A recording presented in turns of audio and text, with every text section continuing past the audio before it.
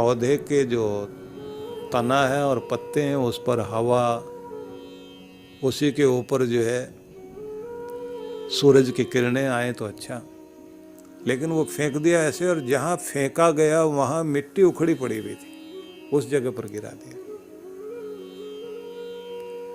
बुद्ध ने कहा इसकी जीवनी शक्ति बड़ी प्रबल है, इसको जीना चाहिए। 15 दिन के बाद जब लौटे तो देखा वो नीचे जमीन पर गिरे गिरे वहीं फिर हरा भरा है। तो उन्होंने मुस्कुरा कर कहा, देख रहे हो इसको, इसकी प्रबल जिजीविषा जो है, विपरीत परिस्थिति में इसके अंदर प्राण संचार किए हुए, जहां से इसको एक तरह से मृत्यु दे दी गई थी, इसने वहीं से जीवन को खींच लिया। जीवन रस ये इसकी 2-3 जो जड़ों के अंदर से निकली हुई शाखाएं थी, जड़ की भी शाखाएं होती हैं, वो जो निकली हुई थी उन्होंने जमीन के अंदर प्रवेश करके वहीं से रस संचार करना शुरू कर दिया। ये जो जीवनी शक्ति है ये बहुत बड़ी चीज होती है। और जब आदमी के अंदर जो है, क्यों जिए, किसके लिए जिए, अब जी के करेंगे भी क्या, जब ये भाव आने लग जाते हैं तो ये बात ध्यान रख लीजिए कि जीवन उस समय व्यक्ति का कमजोर पड़ने लगता है। तो मैंने आपको इसलिए ये मंत्र सुनाया कि जब भी अवसर मिले भगवान से प्रार्थना करनी चाहिए, जिससे हमारे अंदर बल आए, शक्ति आए। और बल के लिए जो है ना, जैसे ऋग्वेद में एक मंत्र है, बलम धेहि तनुषु नो बलम इंद्रा नड्सु नह बलम तोकाय तनयाय जीव से त्वम ही बलदा असि। तो यहां कहा इंद्र ही बलदा असि, परमेश्वर आप ही हमें बल देने वाले हो। हमारे मन में, हमारे तन में, हमारी बुद्धि में, हमारी आत्मा में शक्ति देने वाले आप ही हो। इंद्र ही बलदा असि। तो यही प्रार्थना करें कि तुम ही बल देने वाले हो। तो आखिर में शब्द है ना, तुम ही बलदा असि, तुम ही बल देने वाले हो। नह तनुषु बलम धेहि, हमारे शरीरों में बल धारण करवाओ। अनड्सु नह बलम, और हमारे आसपास रहने वाले जो पशु हैं, जिनके साथ जीवन चलता है, चाहे गाय हैं, घोड़े हैं, पंचग्राम्य पशु माने गए वेदों में कि 5 ग्राम्य पशु होते हैं, पंच लताएं और पंच विटप। जो आप पौदीना होता है, ये धनिया हल्दी वगैरह सब उगाते हैं अपने आसपास, ये सब विटप वो हैं जिनको हमें अपने आसपास उगाना चाहिए। फिर पंच वृक्ष हैं जिनमें वट भी है, अश्वत्थ भी है, तो ये पीपल का, बरगद का, और फिर उसी के साथ में पीपली होती है, बरगद वाला एक रूप होता है, ये नीम आदि जितने भी होते हैं, ये जो आपको जीवन देने वाले और ऑक्सीजन देने वाले पौधे हैं, पेड़ हैं, इनको, और 5 फलदार वृक्ष माने गए हैं, उनको माना गया है कि ये भी आपके आसपास होने चाहिए। 5 लताएं मानी गई हैं कि 5 लताएं आपके पास होने चाहिए। और फिर 5 लोग मिलकर के यजन करें, पंच जना मम होत्रम जुषध्वम। पंच लोग जो है, पंच लोग से माना गया समाज का सभी वर्ग, मम होत्रम जुषध्वम, मेरे हवन को करने वाले बने, महान कार्यों को सारे लोग मिलकर के करने वाले बने। और मिलकर करने के लिए जो कहा गया, संगच्छध्वम संवदध्वम संवो मनांसि जानताम, ये ऋग्वेद का अंतिम सूक्त है, 10वें मंडल का जो सूक्त है ना, वो आप पढ़ें, उसको बोलते हैं संगठन सूक्त। उसमें बहुत सारे मंत्र हैं। वहां पर कहा गया संगच्छध्वम संवदध्वम संवो मनांसि जानताम देवा भागम यथा पूर्वे संजानाना उपासते। संगच्छध्वम तुम्हारी चाल, तुम्हारी विचारधारा, तुम्हारे मन एक से हों, जैसे पूर्व के महान लोगों ने मिलकर उन्नति की, तुम भी मानव हित के कार्यों के लिए एकजुट हो जाओ। अब एक एक शब्द का अर्थ देखिए। संगच्छध्वम, मिलकर चलो। संवदध्वम, मिलकर बोलो, मतलब एक वाणी हो, एक दिशा में मिलकर चलो। संवो मनांसि जानताम, और तुम्हारे सबके मन एक हों, विचारधारा एक हो जाए, एक निर्णय पर पहुंचकर एक दिशा में एक वाणी होकर चलना सीखो। देवा भागम यथा पूर्वे, जैसे पूर्व के देव लोगों ने, उत्तम लोगों ने अपना मार्ग अपनाया, महान कार्य किए, ऐसे तुम भी संजानाना उपासते, महान कार्यों के लिए तुम भी उपासना करो, मतलब उसके निकट पहुंचो जो तुम्हारे जीवन का महान लक्ष्य हो। और आगे तो मंत्र बहुत प्यारे प्यारे मंत्र हैं, जिसमें कहा गया है कि तुम्हारा भोजन का स्थान एक हो, पानी का स्थान एक हो, तुम अपने बड़ों का मिलकर सम्मान कर सको, तुम्हारे लक्ष्य एक हों। इतने अच्छे मंत्र हैं, उनका घर परिवारों में बैठ करके पाठ होना चाहिए। कल ही मेरे पास में एक बहुत अच्छे व्यक्ति हैं, बहुत ऊंचे पद पर रहे हैं, उनका फ़ोन आया जिसमें उन्होंने कहा कि ये मंत्र तो हमारे वो होने चाहिए जिनकी एक पुस्तिका बननी चाहिए, और हमारी नई पीढ़ी को पाठ करने से लेकर इनकी व्याख्या पढ़ने का मौका मिलना चाहिए, जिससे कि उन्हें समझ में आए कि हमारी वैदिक विचारधारा क्या थी, वेदों में हमारे क्या है। तो इसलिए मैंने आपसे कहा कि हमें मिलकर चलना, उठना, बैठना और जीना आना चाहिए। वेदों में बहुत सारे मंत्र हैं। उत्क्राम महते सौभागाय, महान सौभाग्य के लिए उठ खड़े हो। तो जो मंत्र मैं सुना रहा था पहले उस पर चलें, क्योंकि ये तो मैं एक मंत्र से दूसरे मंत्र में चला गया हूँ। तो मंत्र देखिए, बलम धेहि तनुषु नो बलम इंद्र अनट्सु नः, बलम तोकाय तनयाय जीव से त्वम ही बलदा असि। त्वम ही बलदा असि, तुम ही बल देने वाले हो। कौन?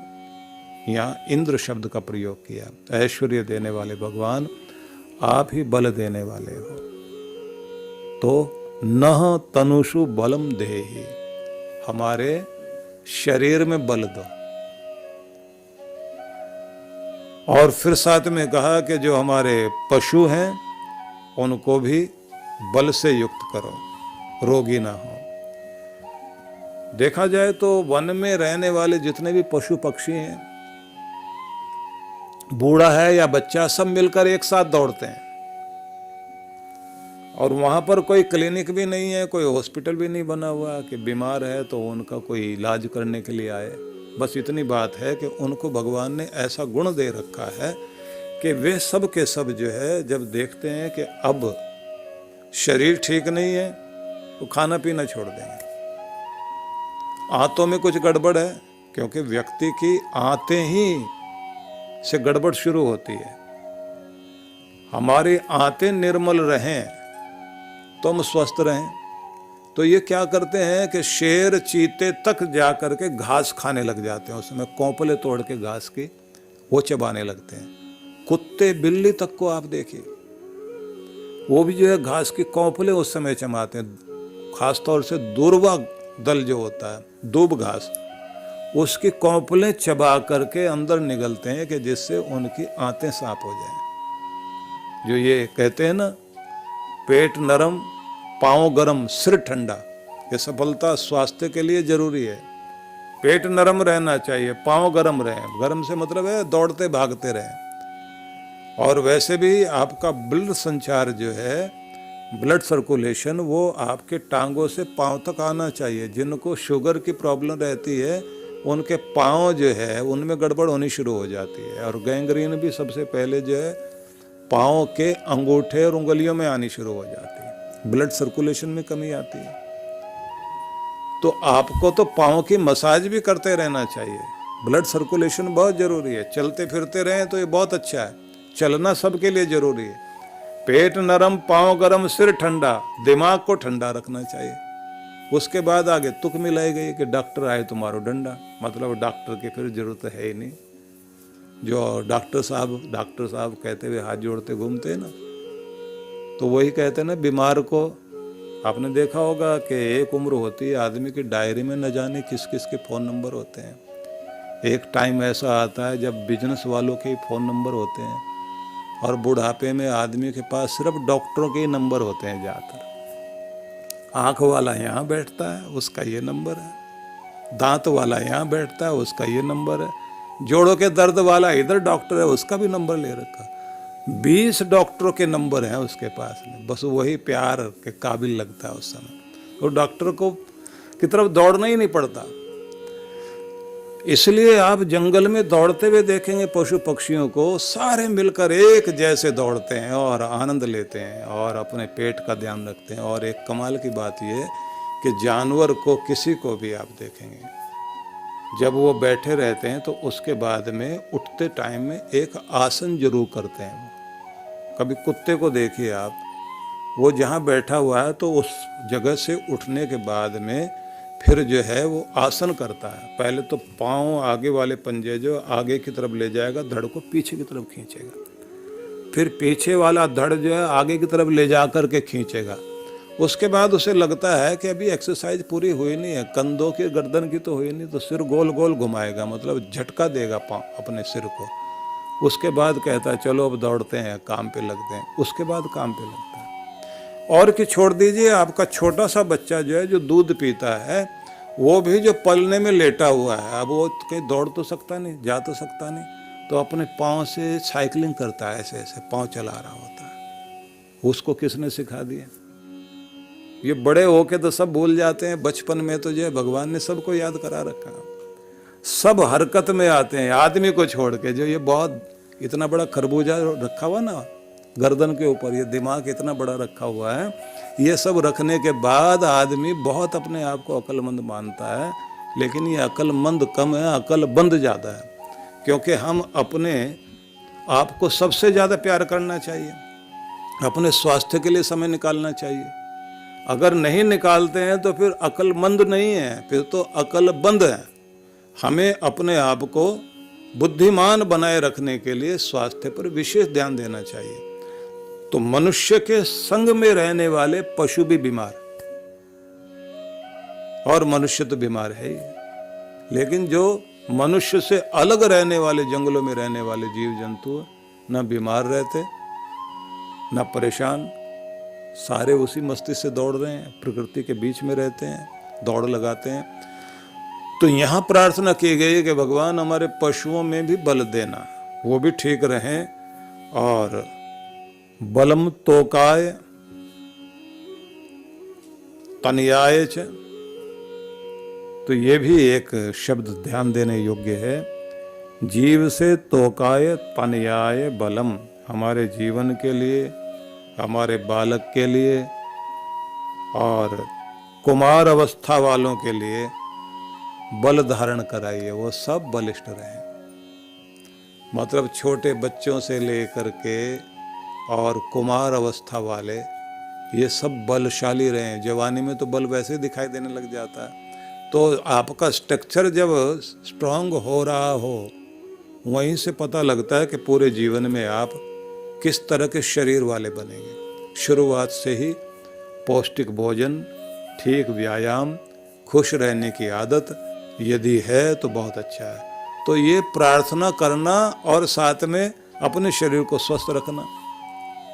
अब एक मंत्र और देखिए जो मैं आपको सुना रहा हूँ। वो एकदम अलग है इन सब से। यहाँ तो पहले जो हमने मंत्र पढ़ा था उसमें कहा कि अगर मैं गिर जाऊँ फिर से मुझे उठने की शक्ति देना और मेरी जीवनी शक्ति को भगवान बनाए रखना। तो उसके बाद अगला मंत्र हमने सुना जिसमें कहा कि मेरे तन में भी बल देना, मेरे आसपास रहने वाले जीव जंतु भी बलशाली हों, छोटे बच्चों में भी बल हो, कुमार अवस्था वाले भी जो हैं उनको भी बल देना। बल देने वाला भगवान तू ही है, मुझे वो समझ दे, मैं बलिष्ठ रह सकूं। अब एकदम उल्टा मंत्र सुनाता हूं आपको। इससे अलग तरह का एक मंत्र है जिसमें कहा अपाम मध्य तस्थिवांस तृष्णा विद जरितारम मृडय क्षत्र मृडय। अब ये मंत्र है जिसमें भक्त कहता है अपाम मध्य तस्थिवांस, मैं जल धाराओं के बीच में खड़ा हुआ हूं, सुख सागर के मध्य खड़ा हुआ हूं, तृष्णा विद जरितारम, फिर भी प्यास से तृष्णा से जला जा रहा हूं। मृड सुक्षत्र मृडय, सबके रक्षक भगवान, सुख देने वाले भगवान, मृडय तो मुझे सुखी कर। अब ये बड़ा रहस्यात्मक संदेश है। कहा कि सारी दुनिया में सब और सुख के साधन है, फिर भी ये क्या बात है कि मैं तृष्णा से जला जा रहा हूं। वो कौन सी प्यास है जो मुझे भटका रही है? इस भरी दुनिया में मैं क्या चीज ढूंढता घूमता हूं कि मेरे मन में शांति नहीं है, मेरे अंदर चैन ही नहीं है, मेरी मुस्कुराहट खो गई, जो तुझसे लेकर आया था वो मैं खो बैठा हूं। तुझसे ही प्रार्थना करता हूं भगवान, मेरी मुस्कुराहट को फिर लौटा। सब कुछ होते हुए भी मैं खुश क्यों नहीं हूं? कमाल का मंत्र है। और इतने सारे प्यारे प्यारे मंत्र हैं। देखिए, आप कहेंगे कि इसी तरह की बातें होंगी, नई निर्देश और भी हैं। जैसे महिलाओं के लिए कहा आधा पश्चिम, नीचे देखकर चलो, मौपुरी, ऊपर की तरफ नहीं, संतरा पादकौहर, तुम्हारी चाल बहुत सोच समझकर सही गति से चलना चाहिए। माते क्लस पलको दृशन, तुम्हारे शरीर के नीचे वाले भाग अंग जो है वो ढके रहने चाहिए, दिखाई नहीं दें, इस तरह से रहो।